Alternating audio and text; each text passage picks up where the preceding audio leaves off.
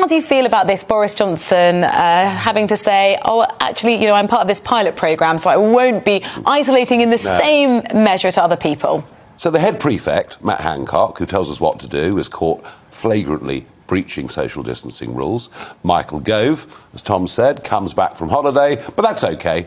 He doesn't need to isolate at home. You know, when I came back from America, not only was I being called every day, they were knocking at the door, you know, to make sure that I was in. And that's been experienced by huge numbers of people. But now we've got pubs and restaurants in Cornwall completely closed because the staff have been pinged. We've got major production lines at Nissan and other places like that, you know, vital to the British economy, where effectively they're not operating in any way at all. But when it comes to the government, oh, that's fine. Absolutely fine. We've got a new scheme that's just for you. And I don't know. I think there is, I think rule fatigue, lockdown fatigue, I think we're in a different place. It was interesting. I was at the Open Championship on Thursday, 35,000 people. And there wasn't just a mood of joy, that there was some sense of normality, that people were back, you know, watching golf in the beer tents, but a feeling that, you know what, we don't care anymore. We don't care anymore what the rules are. We're making our own decisions. We're assessing our own risk. We're living our own lives. I think millions of people are doing that. And frankly, if tomorrow morning it's business as usual in Downing Street on so-called Freedom Day, I think you'll just see people ignoring the rules and making their own decisions. But there aren't going to really be rules, are there, though, Nigel? That's the whole point of tomorrow.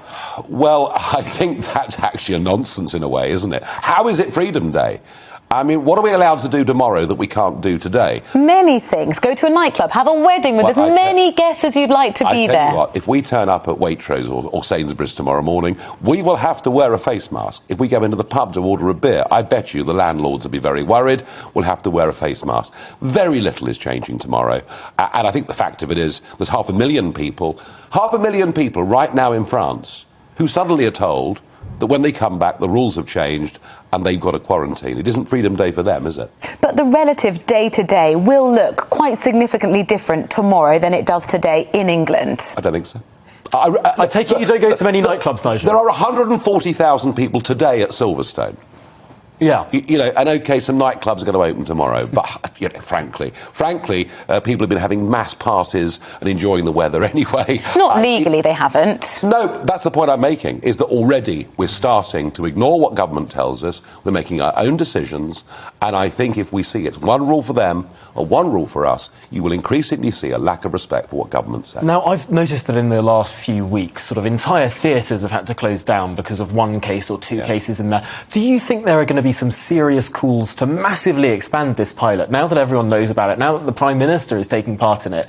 Do you think that many businesses will suddenly start saying, actually, you know what, take a lateral flow test every day and that'll do? Well, look, if I was running a business and I saw this news this morning, I would say, well, why is this scheme not open to me? So I think we can expect overnight, I think by tomorrow morning's newspapers, we're going to see the big employers, the CBI and everybody else screaming, why can't we do this? And the thing about lateral flow tests is they are readily available in their tens of millions. So, yes, that will be the next call. It has to be. And I wouldn't be surprised if Sir Keir Starmer sort of got onto this bandwagon. There's a real opportunity for the Labour Party here now, saying that other organisations, not just government, should be able to take part in this trial. Well, it would be lovely to see some original thinking from Keir Starmer, so you never know.